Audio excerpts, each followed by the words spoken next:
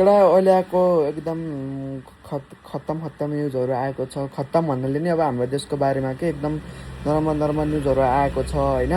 त्यो कारणले चाहिँ एउटा कुरो चाहिँ मलाई के भनेर आएको भन्दाखेरि चाहिँ हाम्रो चाहिँ यो नेपाल एयरलाइन्सले के अब के हो यो कुरा नबुझेको हो कि कुरा बुझेको हो कि होइन।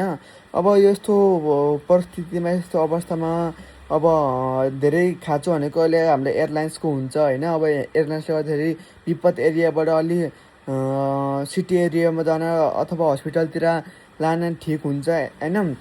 त्यो हिसाबले झन् हेल्प गर्ला भनेको झन् उल्टो त्यो पैसा बढाउने होइन।